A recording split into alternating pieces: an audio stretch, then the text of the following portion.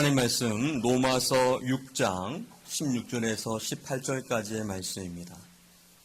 로마서 6장 16절에서 18절까지의 말씀, 신약성경 247면입니다. 로마서 6장 16절에서 18절까지의 말씀 다 함께 합독하시겠습니다. 너희 자신을 종으로 내주어 누구에게 순종하든지 그 순종함을 받는 자의 종이 되는 줄을 너희가 알지 못하느냐? 혹은 죄의 종으로 사망에 이르고 혹은 순종의 종으로 의에 이르느니라. 하나님께서 감사리로다. 너희가 본래 죄의 종이더니 너희에게 전하여 준 바 교훈의 본을 마음으로 순종하여 죄로부터 해방되어 의에게 종이 되었느니라. 아멘. 한국에는 4.15 총선에 대한 그 관심이 가장 큰 관심입니다. 그래서 좌파, 우파, 태극기, 촛불 하면서 참 여러 가지로 이 정치에 사람들이 관심을 가지고 얘기하는 것을 봅니다. 근데 서가에 가보면 서가의 최고의 화두는요, 정치가 아니더라고요. AI라고, Artificial Intelligence라는 인공지능, 그것이 서가의 최고의 화두입니다. 베스트셀러를 이렇게 보면은 대개가 이 인공지능에 관한 책인 것을 볼 수가 있었습니다. 실제로 2045년이 되면 정말 AI 인공지능이 지배하는 사회가 될 것이라고 예언을 합니다. 곧 IQ 만 이상의 인공지능이 등장한다는 거예요. 지금은 단순, 연산, 기능만 하는, 그저 반복하고 또 이 계산하는, 연산 기능만 하는 수준의 이 인공지능이 앞으로는 학습하고, 스스로 학습하고, 분석하고, 판단하고, 결정하는 일까지 하게 된다는 거예요. 그래서 2045년, 2050년이 되면 앞으로 어떻게 될 것인가? 인류를 두 가지 종류로 나눌 수 있다는 거예요. 분류할 수 있다는 거예요. 하나는 인공지능을 지배하는 인간이고, 또 하나는 인공지능의 지배를 받는 인간이라는 거예요. 오직 두 종류의 사람만 존재한다는 거예요. 일본이 개화되는 가장 결정적인 사건은 메이지 유신이라는 거 여러분이 너무나 잘 알죠. 그런데 메이지 유신 이후에 150년 만에 일본이 교육혁명을 일으켰어요. 아베 정권 하에서 교육혁명을 일으켰습니다. 이 교육혁명은요, 일본의 모든 초등학교부터 대학교까지의 모든 교과 과정을 다 바꾸는 그런 개혁이에요. 미국의 교육제도만 봐도 17년간, 한국도 그렇지 않습니까? 17년간 대학까지 이렇게 공부를 하게 되는데, 대개가 보면요, 지금까지는 암기 위주, 지식 습득 위주의 공부였다는 거예요. 근데 이걸 바꿔야 한다는 거예요. 그래야 일본이 AI가 지배하는 그런 시대에 AI의 지배를 받지 않고 AI를 오히려 지배하는 나라가 되고, 그 지배하는 지도자들이 세계 어느 나라보다도 많은 나라가 되어야 한다는 거죠. 그래서 일본은요, 다른 나라들보다 발빠르게 교육과정을 완전히 개편했어요. 실제로 오늘날 여러분 어떤 일이 일어납니까? 월스트리트의 최대 금융회사로 알려져 있는 골드만삭스가요, 2013년에 AI 캔쇼를 도입을 했어요. 근데 이 캔쇼가 일을 하는데 얼마나 잘하냐면, 아이빌리그 출신의 이 트레이더들 600명이 하는 일보다 더 효과적으로 일을 해낸다는 거예요. 그들이 한 달 동안에 할 일을요, 이 AI가 3시간 20분 만에 끝냈다는 거예요. 그 인공지능의 이름이 캔쇼라 그래요. 캔쇼. 그리고 회사에 막대한 이익을요, 안겨줬다는 거예요. 그래서 600명 중에 2명만 제외하고 598명은 회사에서 더 이상 할 일이 없을 정도로 이 캔쇼라는 인공지능이요, 탁월하게 일을 해낸다. 그뿐입니까, 여러분? 휴가도 안 가요. 예? 브레이크도 없어요. 화장실 브레이크도 없어요. 인공지능은.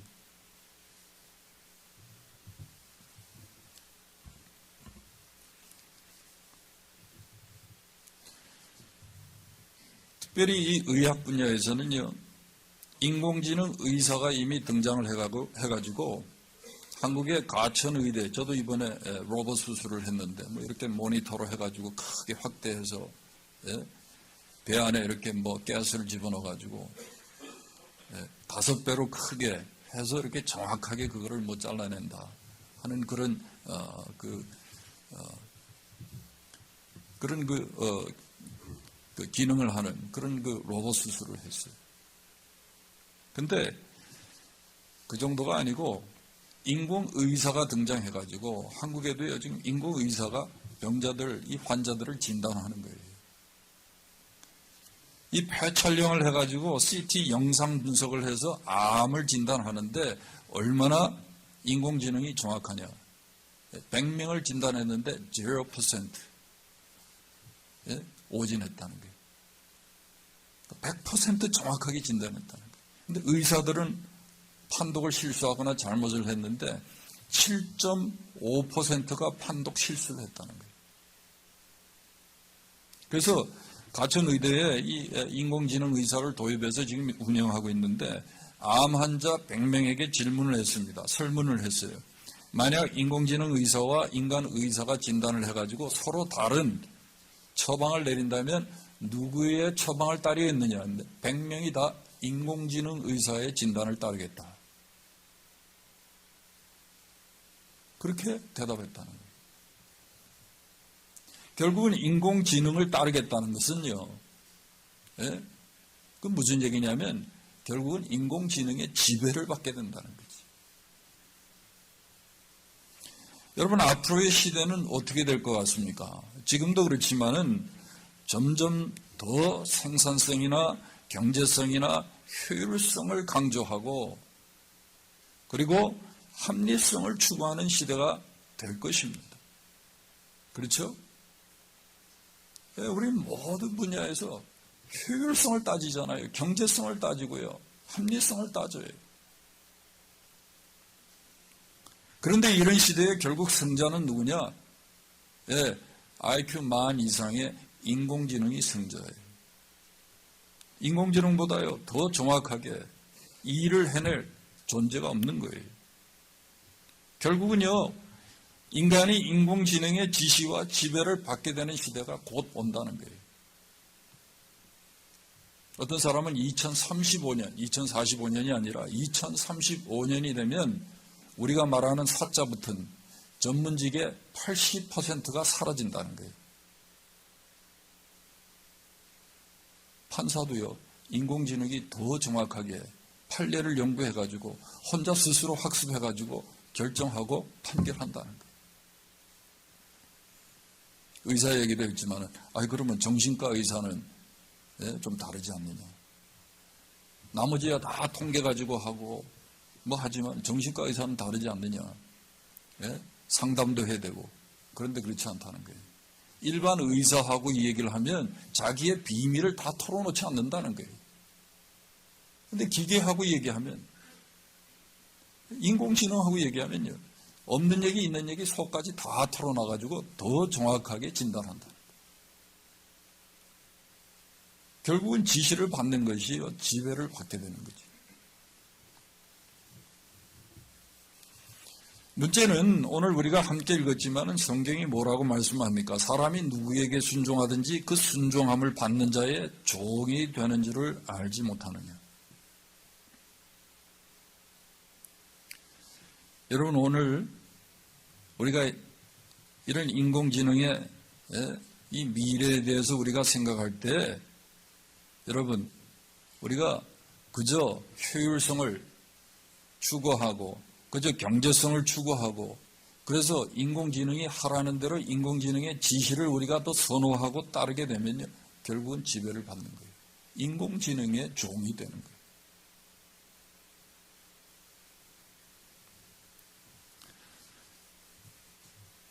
그럼 우리가 정말 따라야 할 분은 누굽니까? 우리가 순종해야 할 분은 누구예요? 인공지능이 아니죠. 하나님이시죠. 우리가 정말 하나님이 우리의 주인이고 하나님이 우리를 지배하셔야 한다면, 여러분, 우리가 따라야 할 하나님의 뜻은 무엇입니까? 하나님이 우리에게 명하시고 행하시기를 원하시는 일 중에 가장 중요한 일이 뭘까요? 크게 두 가지를 우리가 말할 수가 있겠죠. 여러분 너무나 잘 아시죠? 여러 가지 우리가 말할 수 있겠지만 주님께서 말씀하신 대계명과 지상명령이죠. 대계명은 하나님 사랑하는 것과 이웃 사랑하라는 것이고, 그리고 지상명령은 땅끝까지 가서 제자를 삼으라는 거죠. 마태복음 22장 37절 38절에 마음을 다하고 목숨을 다하고 뜻을 다하여 주 너희 하나님을 사랑하라 하셨으니 이것이 크고 첫째 되는 계명이요 그랬어요. 하나님은 저와 여러분이 우리의 삶에서 무엇보다도 하나님 사랑하기를 원하시는 거예요. 그게 하나님의 뜻이에요. 하나님은요, 우리가 하나님께 대해 사랑을 고백하고 표현하는 것을 기뻐하십니다. 하나님이 우리를 왜 창조하시고 왜 구원하셨어요? 이것 때문에 구원하시고 이것 때문에 창조하셨죠. 특별히 성경은요, 우리가 하나님께 우리의 사랑을 고백하고 표현하는 것을 예배라고 하죠. 하나님께 사랑을 표현하는 시간이 예배 시간이고, 하나님께 우리의 사랑을 표현하는 장소가 예배당이고 예배처소죠. 이런 의미에서 오늘날 많은 그리스도인들이 예배를 소홀히 하는 것은요, 결국은 하나님과 사랑의 관계에 문제가 있기 때문입니다. 하나님을 사랑한다고 하지만 하나님보다 더 사랑하는 것들이 많기 때문에 예배를 소홀히 하는 거죠. 사랑은요, 사랑하는 사람에게 헌신하는 것입니다. 하나님께 대한 사랑도요, 예배에 대한 헌신이 없으면 그건요, 가짜예요.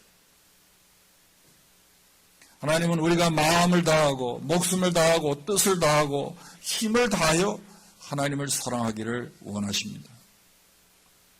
여러분, 하나님께서 정말 우리의 생명의 주인 되신다면, 주인 되신 하나님께 대한 예배의 헌신이 없는 삶은요, 결국은요, 마지막에 인공지능과 같은 세상 것들의 지배를 받게 될 수밖에 없는 것입니다. 인공지능의 종이 되는 거예요, 쉽게. 하나님께 대한 헌신이 없으면 여러분, 결국은요, 이런 인공지능과 같은 세상 것들의 지배를 받는 거예요. 두 번째, 이웃사랑이라고 말씀드렸어요. 둘째도 그와 같으니 내 이웃을 내 자신과 같이 사랑하라 하셨으니 이 두 계명이 온 율법과 선지자의 강령이니라. 하나님 사랑과 이웃 사랑을 분명히 여기 따로 말씀하고 있어요. 그러나 여기 오늘 보면 둘째는 그와 같다라고 말씀하세요. 하나로 묶어서 하나님 사랑과 이웃 사랑을 하나로 묶어서 말씀하는 거예요. 무슨 말씀입니까? 이웃 사랑도 하나님 사랑과 같이 해야 한다는 거예요. 요한일서 4장 20절에 누구든지 하나님을 사랑하노라 하고 그 형제를 미워하면 이는 거짓말하는 자니 보는 바 그 형제를 사랑하지 아니하는 자는 보지 못하는 바 하나님을 사랑할 수 없느니라. 여러분, 하나님을 사랑하는 것과 이웃 사랑하는 것은요, 이건 하나예요. 띄워놓고 생각할 수가 없는 거예요. 같은 거라는 거예요. 한번 여러분 성경 한번 찾아보세요. 잠언 14장. 잠언 14장 31절 봅시다. 926페이지.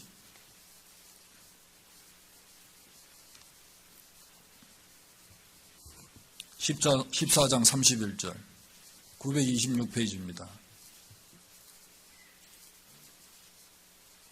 같이 읽습니다.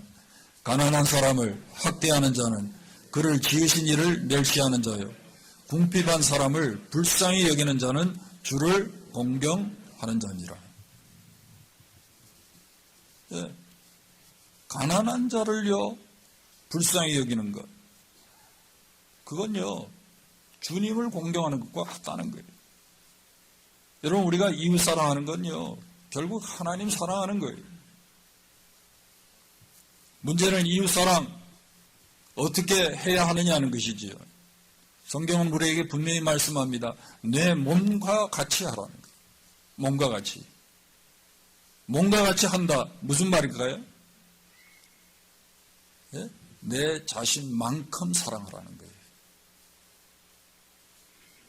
이웃을 사랑하는데 내 자신만큼 이웃을 사랑하라는 거예요. 분명히 이타적인 삶을 우리에게 가르치고 있어요. 그렇습니다. 이웃을 사랑하지 않는 사람은요, 자기 중심적인 그리고 정말 이기적인 사람인 거예요. 이런 자기 중심적인 사람은요, 절대로 이웃을 내 몸과 같이 사랑하라는 주님의 말씀에 순종할 수가 없어요. 특별히 요한일서 3장 17절 이하에 보세요. 이웃을 사랑하는 이타적인 삶의 모습을 우리에게 구체적으로 가르쳐 줍니다. 누가 이 세상의 재물을 가지고 형제의 궁핍함을 보고도 도와줄 마음을 닫으면 하나님의 사랑이 어찌 그 속에 거하겠느냐. 자녀들아, 우리가 말과 혀로만 사랑하지 말고 행함과 진실함으로 하자 그랬어요. 성경은요, 궁핍한 자를 돌보는 것이 주님을 존경하는 거라 그랬어요.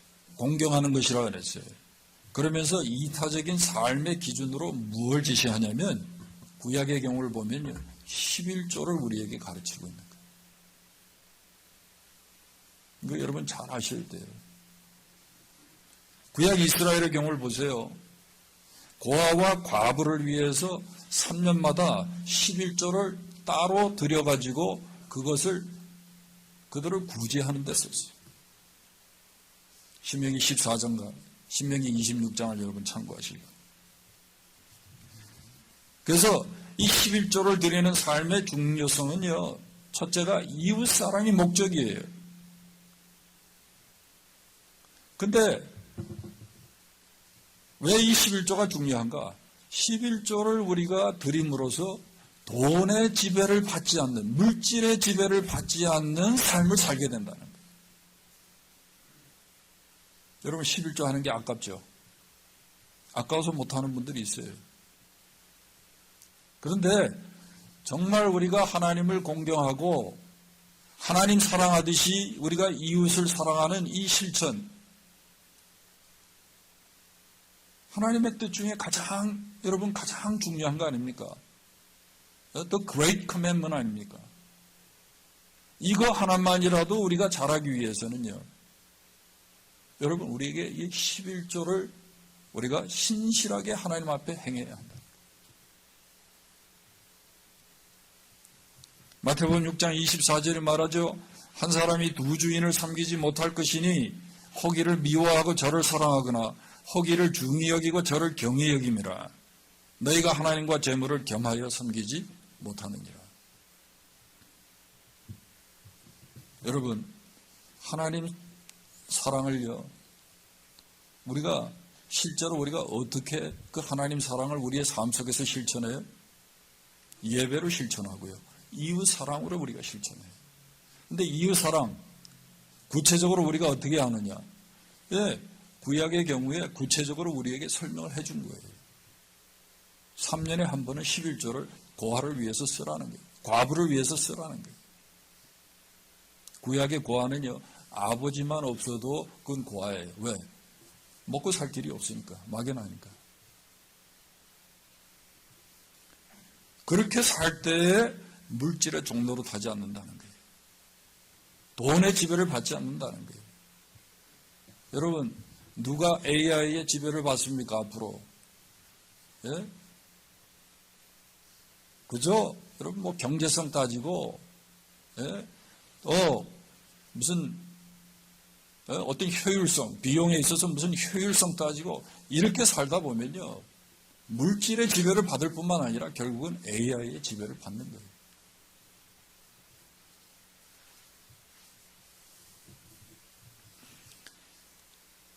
우리가 정말 하나님의 종으로 살아가기 위해서 여러분 이웃사랑을 우리가 정말 구체적으로 실천할 수 있기를 바랍니다.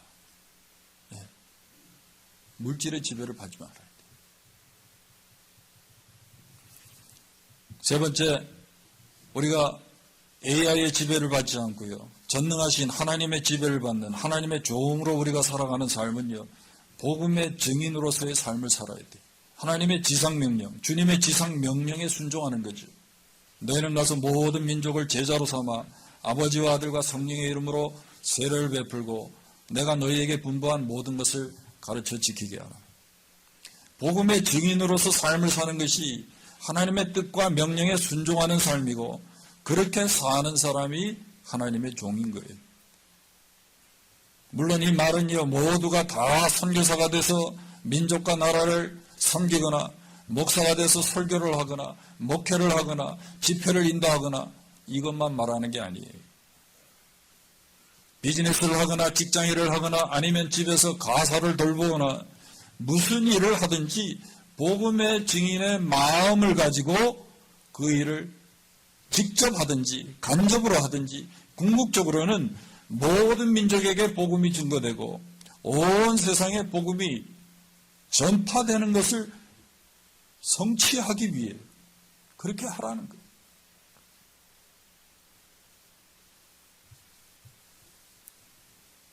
제가 오기 하루 전날 전혀 뜻밖의 인물을 한 분 만났어요. 나이도 저보다 한 2살 어린 분 같은데, 한두 살 어린 분 같은데.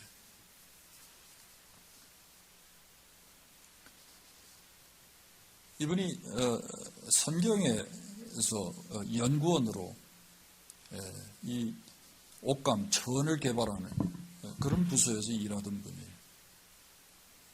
근데 이분이 그걸 그만두고 나와가지고 자기 독립회사를 설립을 해가지고 지금까지 어려움을 겪다가 이번에 아주 특별한 그런 그 천을 개발했어요. 여러분 우리 콜롬비아나 노스페이스 같은 그런 옷 입어보셨죠? 그 좀 특수천 아닙니까, 그죠? 그런데 그게 얇아도 안에 천을 어떤 것을 하느냐에 따라서 이게 온도가요, 이렇게 보존이 되고 따뜻하고 가볍고 그런 그 천이 있다는 거예요. 근데 이분이 개발한 천은요, 다른 천은 세탁기에 돌려서 60번 빨면 그것이 다 없어진대요. 그 특별한 그 소재가 거기 들어가 있는데 그게 그냥 닳아서 다 없어지는 거예요. 근데 이분은요, 600번 이상 세탁기에 돌려도 그게 닳아 없어지지 않는 거예요. 그래서 최근에 미국의 이 콜롬비아라는 그런 나이키 콜롬비아 이런 거 있지 않습니까? 그 콜롬비아라는 그 회사하고 계약을 했더라고요. 6km 되는 천을 일단 납품하기로. 그러면서 저보고 그래요. 참 이상하대요. 자기가 그걸 개발할 때 이것저것 연구하면서 여기저기 인터넷도 들어가서 보고 논문도 보고 그랬는데 개발하고 나서요.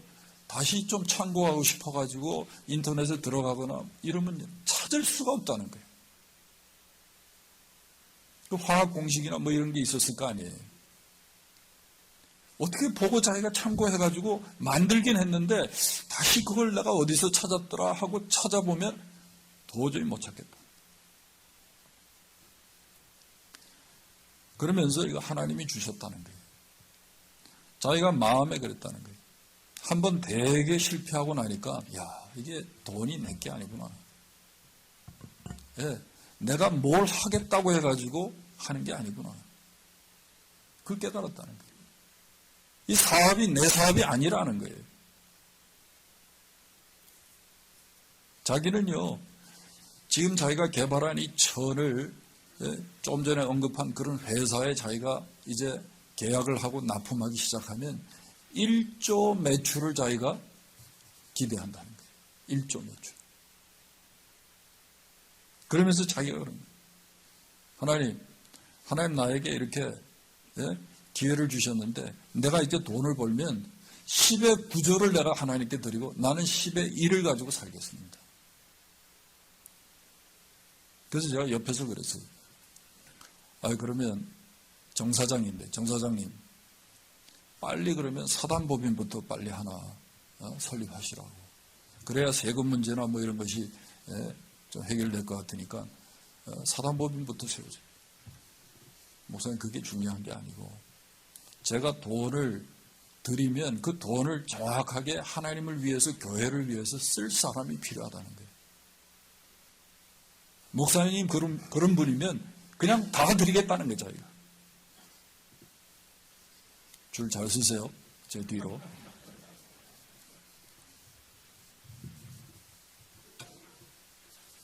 (9천억을) 주겠다는 거예요. 저한테 1조를 벌면.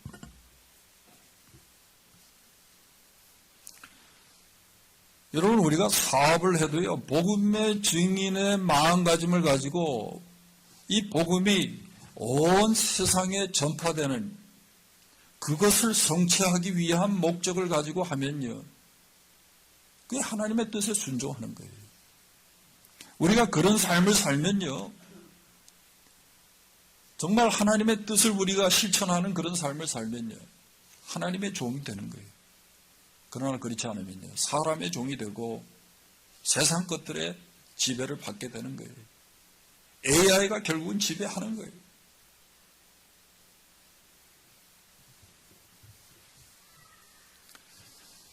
여러분 우리가 알면서도 복음의 증인으로서의 삶을 살지 못하는 이유가 뭡니까?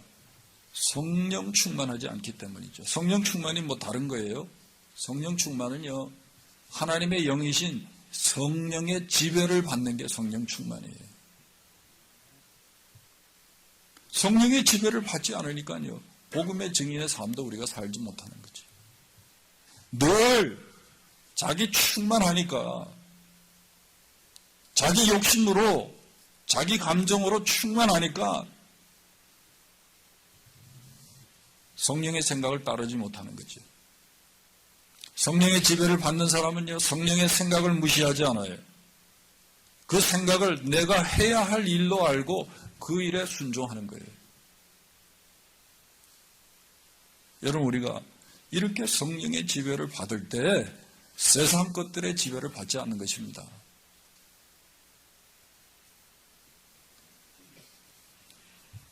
장로님이 기도하셨지만 지금 우한 폐렴, 한국은요, 중국 우한 바이러스 이런 얘기 안 합니다. 왜? 중국이 심기를 건드릴까봐.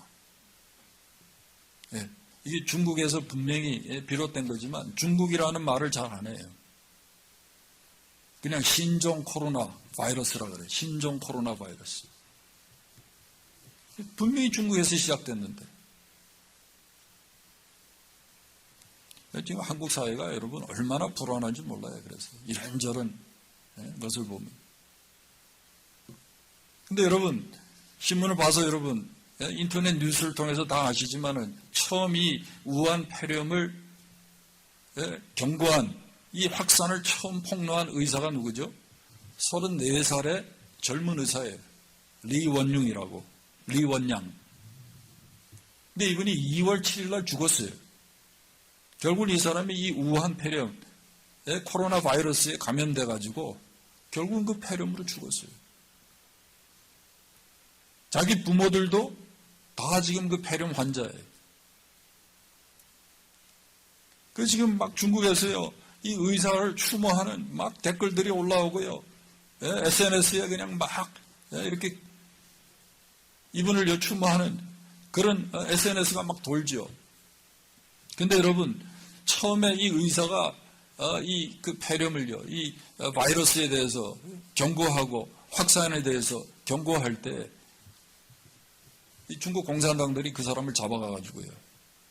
너 왜 그렇게 했냐? 사회 불안을 조장해. 반성문 쓰라 그랬다. 반성문. 최근에도 누가 또 경고했더니 실종됐죠.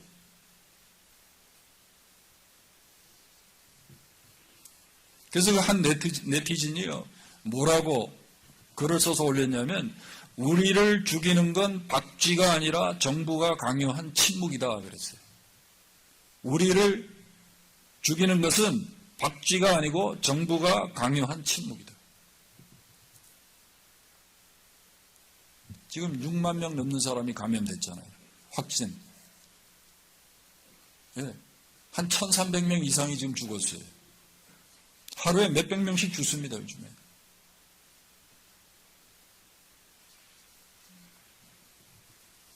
근데 여러분, 진정한 위험이 뭘까요? 에이즈입니까? 광우병입니까? 아니면 사스나 이런 코로나 바이러스입니까? 진정한 위험은요, 이런 것들의 확산이 아니죠. 오늘 우리가 구원의 복음의 증인으로서 죄의 치명성에 대해서, 지옥의 실제에 대해서 우리가 너무나 잘 알고 있지만 비겁하게도, 이기적이게도 우리가 침묵하고 있다는 거예요.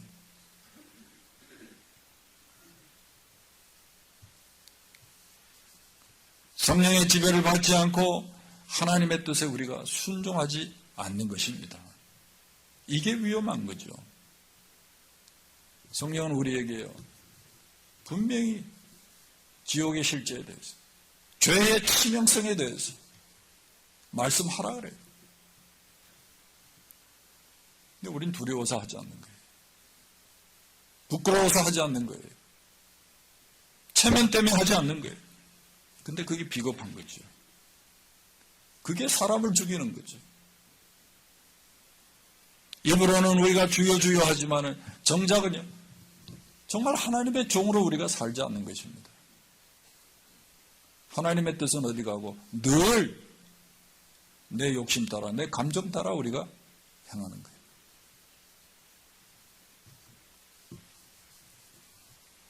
문제는 여러분, 오늘 우리가 이렇게 해서 살다가는요, 결국은요, 예, 신자 구실을 우리가 제대로 못하는 거죠. 이 땅에서. 말로는 우리가 모여서 주여 주여 하지만은 다 사람의 종이고, 예, 인공지능의, 예, 종 노릇하지 하나님의 종으로서 우리가 살지 못한다는 거예요.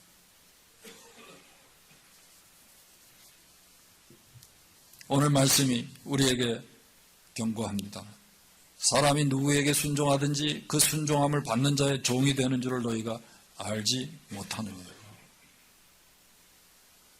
저도 여러분에게 묻습니다. 여러분은 지금 누구의 종으로 살고 있습니까? 하나님의 뜻이라고 여러분 분명히 우리에게, 예, 이렇게 우리에게 말씀해 주고 있는데 우리는요, 우리의 창조주시고 전능자이시고 구원자이신 이 하나님의 말씀에 우리가 순종하지 않아요. 그러면서 과연 우리가 하나님의 종이라고 우리가 말할 수 있는가? 정말 우리가 주님을 주라고 우리가 부를 수 있는가? 우리는 다시 한번 생각해야 되는 거예요. 네? 우리는 사람의 종입니까? 아니면 하나님의 종입니까? 세상 것들이 우리를 지배하고 있습니까? 아니면 하나님의 말씀이, 하나님의 뜻이 우리를 지배하고 있습니까? 이 질문에 우리가 명확하게 대답할 수 있기를 바랍니다. 그래서 여러분, 이 마지막 때, 예? 여러분, 계시록에 보세요. 짐승이 나오잖아요. 짐승이 죽었다가 다시 살아나요. 예? 생기를 불어넣으니까 다시 살아나요. 여러분, 짐승이요, 감정이, 지금 여러분, 양자 컴퓨터가 개발이 돼가지고, 앞으로 이 인공지능이요, 인간과 같은 이런 감정도 표현할 수 있다는 거예요. 실제로 느끼는 그런 인공지능이 나올 수 있다는 거예요. 사단이요, 하나님의 백성들을 이렇게 지배하고, 예? 정말 세상 가치를 쫓아서 하나님을 대적하게 만드는 이 일이요, 앞으로 곧 일어납니다. 예? 그저 과학이면 모든 것이 다 여러분 해결되고, 그게 최고인 줄 알고, 여러분 우리가 그거 추구하고, 그거 지시받다가는 하나님의 뜻과는 전혀 반대되는 삶을 사는 거예요. 하나님의 종로로 타지 못하는 거예요. 신작구시를 하지 못하는 거예요. 우리는 오늘 주시는 말씀을 잘 우리가 마음에 새겨서 여러분 어떻게 우리의 남은 생애를 살아갈 것인가, 정말 하나님의 거룩하신 소원을 어떻게 이루어드릴 것인가, 우리가 깊이 생각하는 저와 여러분 될 수 있기를 바랍니다. 기도하겠습니다. 하나님 아버지, 은혜와 사랑을 감사합니다. 우리가 살고 있는 이 시대는 참으로 놀라운 일들이 계속해서 일어나고 있는데, 아버지, 우리는 우리가 처해 있는 이런 상황이 어떤 상황인지도 모르고 그저 세상같이 우리가 눈이 어두워 남들이 좋다 하면 그저 쫓아가는 그런 삶을 지금까지 저희들이 살았습니다. 하나님, 정말 우리가 하나님의 사람이고 하나님의 종이라면, 정말 하나님께서 우리의 주인 되신다면, 이제는 아버지 하나님, 우리가 세상적인 기준에 따라 살지 아니하게 하시고 세상 것들을 추구하지 않게 하시고 하나님의 뜻을 쫓아 살게 하시고 하나님의 말씀의 지배를 받아 살아가는 우리 모두가 되도록 은혜를 더해 주시옵소서. 마지막 때에 정말 아버지 하나님, 믿음을 보겠느냐 말씀했는데, 아버지 하나님, 정말 우리의 믿음을 잘 지켜서 정말 주님 오실 때 기쁨으로 우리가 주님을 맞이할 수 있는 하나님의 사람들, 하나님의 종들이 다 되도록 다시 한번 은혜를 더하여 주시옵소서. 예수님의 이름으로 기도하옵나이다. 아멘. 이제는 우리의 영원한 주인이 되신 우리 주님 예수 그리스도의 은혜와 아버지 하나님의 크고 원하신 사랑과 성령의 감동, 충만 교통하심이 오늘도 말씀을 듣고 정말 말로만 주여 주여가 아니라 하나님을 우리의 주인 삼고 예수 그리스도를 우리의 인생의 주인 삼아 그 뜻에 순종하며 주님을 쫓기로 마음에 결단하며 이 자리를 떠나는 온 성도들 심령 가운데 이제로부터 영원토록 함께 있을지어다. 아멘.